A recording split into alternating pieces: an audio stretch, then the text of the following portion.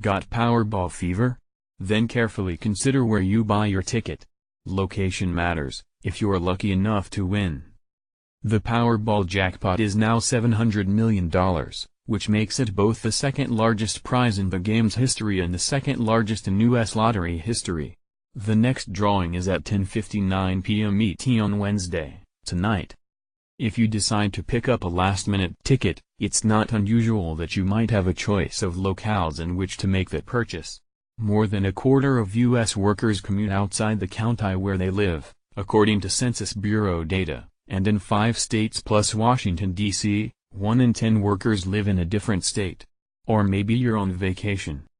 Per state lottery regulations, you must claim the ticket in the state where you purchase it. That can make a big difference, said Jason Kurland, a partner at Sir Tillman Ballin Adler and Hyman in East Meadow, New York, who is known as the lottery lawyer. Here's why. Should you win the jackpot, a chunk of federal and state taxes are automatically withheld based on where you bought the ticket, see infographic below. What you want to avoid is buying a ticket in a locale where the tax rate on lottery prizes is higher than that of where you live, said Melissa Laband, Director of Tax Advocacy at the American Institute of Certified Public Accountants.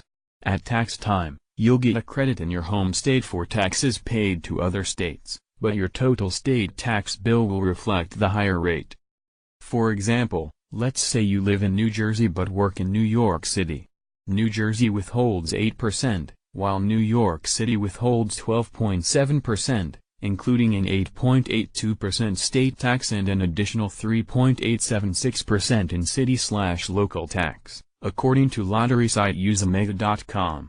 Buying a ticket at the convenience store outside your office instead of the one near your house could cost you as much as an extra $20.8 million in taxes on the jackpot's $443.3 million lump sum. Wait until you get home from work to buy that lottery ticket, Laband said. Let's say you buy a ticket in a state that doesn't tax lottery prizes, or has a lower tax rate than your home state.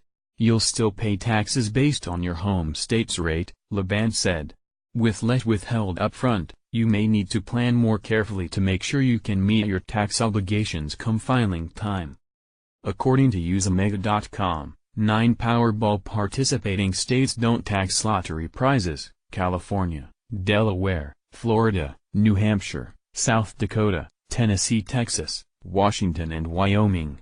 2 more, Arizona and Maryland, have different tax rates on lottery prizes for residents and non-residents. Some states make it easier than others to stay anonymous, which experts typically advise to avoid the publicity deluge and financial asks from family, friends and strangers that inevitably follow a big win.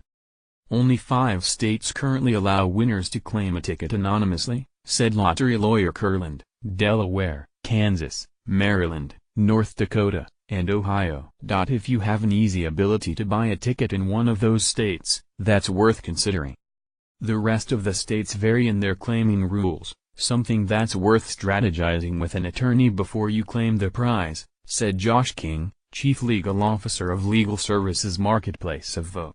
You might be able to set up an LLC or trust to protect your identity. Those strategies aren't completely immune to someone digging through records and figuring out who's behind the trust, King said. But they can make it tough to find you.